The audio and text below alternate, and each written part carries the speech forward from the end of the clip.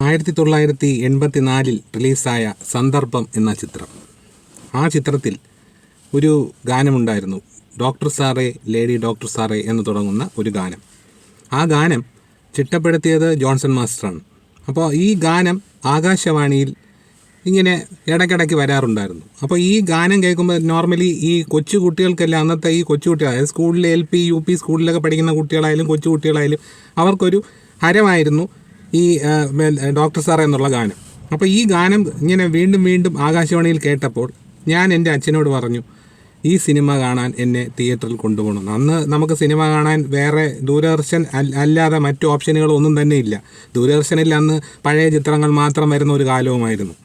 അപ്പോൾ ഞാൻ ഈ പേട്ടയിലാണ് ഞാൻ താമസിച്ചിരുന്നത്. അപ്പോൾ പേട്ടയിൽ ഞാൻ താമസിച്ചിരുന്ന വീടിനടുത്ത് ഒരു തിയേറ്റർ ഉണ്ടായിരുന്നു, പേട്ട കാർത്തികേയ. ആ തിയേറ്ററിൽ മെയിൻ സെൻറ്ററുകളിൽ ഓടി കഴിഞ്ഞ സിനിമയാണ് ആ തിയേറ്ററിൽ വരാറുള്ളത്. അപ്പോൾ അങ്ങനെ ഈ സന്ദർഭം സിനിമ കാണാനായി ഞാൻ എൻ്റെ അച്ഛനോടൊപ്പം പേട്ട കാർത്തികയിൽ പോയി 1984. അപ്പോൾ ആ സിനിമ ഒരു ഫാമിലി മൂവി എന്നേ പറയാൻ പറ്റൂ. ഒരു ഫാമിലിക്ക് ഉള്ളിലുണ്ടാകുന്ന ചില പ്രശ്നങ്ങളാണ് സിനിമയുടെ ഇതിവൃത്തം.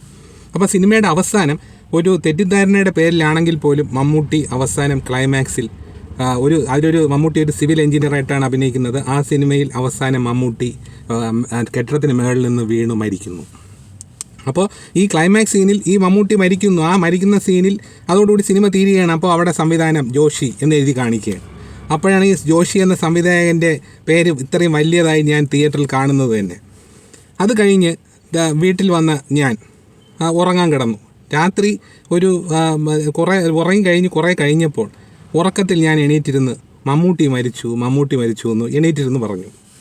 അപ്പോൾ എൻ്റെ അച്ഛൻ എന്നോട് പറഞ്ഞു, എടാ അത് സിനിമയിലാണ് മമ്മൂട്ടി മരിച്ചത്, യഥാർത്ഥത്തിൽ മമ്മൂട്ടി മരിച്ചിട്ടില്ല എന്ന് എൻ്റെ അടുത്ത് പറഞ്ഞ് എന്നെ സമാധാനിപ്പിച്ച് എൻ്റെ അച്ഛൻ എന്നെ ഉറങ്ങാൻ വിട്ടു. വർഷങ്ങൾക്ക് ശേഷം ഏകദേശം 86-87 കാലഘട്ടത്തിൽ ഈ ന്യൂഡൽഹി എന്ന സിനിമ വന്നു. ന്യൂഡൽഹി എന്ന സിനിമയിലെ കൃഷ്ണമൂർത്തി എന്ന കഥാപാത്രം നമുക്ക് അവിസ്മരണീയമായ ഒരു കഥാപാത്രമാണ്. അപ്പോൾ ഞാൻ ആലോചിച്ചത്, അപ്പോൾ ഏകദേശം 9-10 ക്ലാസ്സിലേക്ക് എത്തുമ്പോൾ നമുക്കിങ്ങനെ ഒരു കമ്പാരിസണൊക്കെ നമ്മൾ ആ സിനിമയിലെ മമ്മൂട്ടി പെർഫോമൻസ്, ഇതിലെ മമ്മൂട്ടിയുടെ പെർഫോമൻസ്, ഇതെല്ലാം നമ്മൾ സ്കൂളിൽ സംസാര വിഷയമായിരുന്നു. ഇതെല്ലാം അന്ന് കൂടുതലും തിയേറ്ററിൽ പോയാൽ മാത്രമേ സിനിമ കാണാൻ പറ്റുള്ളൂ.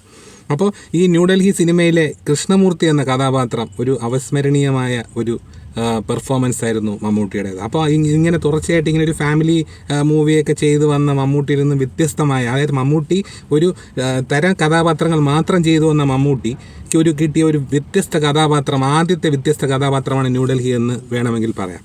അപ്പോൾ ഈ ന്യൂഡൽഹിക്ക് ശേഷം പിന്നെ കുറച്ച് നാൾ കഴിഞ്ഞപ്പോഴാണ് 1921 എന്ന ചിത്രം വന്നത്.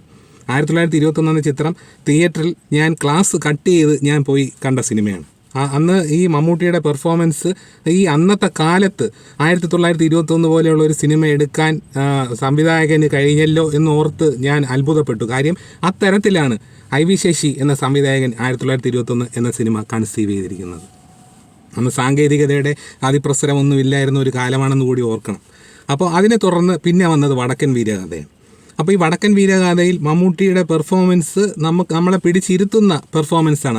അതിൽ നമ്മൾ ചതിയൻ എന്ന് കരുതിയിരുന്ന ചന്തു ചതിയനല്ല എന്ന് ആ സിനിമയുടെ തിരക്കഥാകൃത്തും കഥാകൃത്തുമായ MT വാസുദേവൻ നായർ സ്ഥാപിച്ചെടുക്കുമ്പോൾ നമ്മൾ അതിന് നിന്നുകൊടുത്തല്ലേ പറ്റൂ.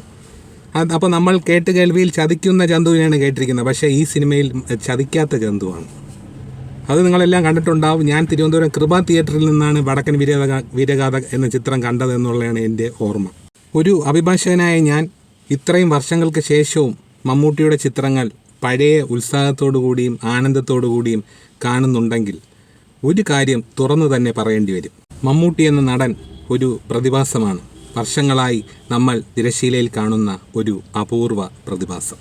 ഒരു കാര്യം കൂടി പറയട്ടെ, മമ്മൂട്ടിയുടെ ഈ പഴയ ചിത്രങ്ങൾ 1980കളിൽ മമ്മൂട്ടി അഭിനയിച്ചു തുടങ്ങിയ കാലം മുതൽ ഇന്ന് വരെ ഒരുപാട് ചിത്രങ്ങളിൽ അദ്ദേഹം അഭിനയിച്ചിട്ടുണ്ട്. ഈ പഴയ ചിത്രങ്ങളെക്കുറിച്ചുള്ള, പുതിയ ചിത്രങ്ങളെക്കുറിച്ചല്ല, പഴയ ചിത്രങ്ങളെക്കുറിച്ചുള്ള നല്ല ഓർമ്മകളും അഭിപ്രായങ്ങളും ഒക്കെ ഈ കമൻറ്റ് ബോക്സിൽ രേഖപ്പെടുത്തുകയാണെങ്കിൽ വലിയ ഒരു സന്തോഷമായിരുന്നു. കാര്യം നമ്മൾ ഈ പണ്ട് മറന്ന ചിത്രങ്ങൾ വീണ്ടും ഒന്ന് ഓർമ്മിക്കുന്നതിന് അത് സഹായകരമായിരിക്കും.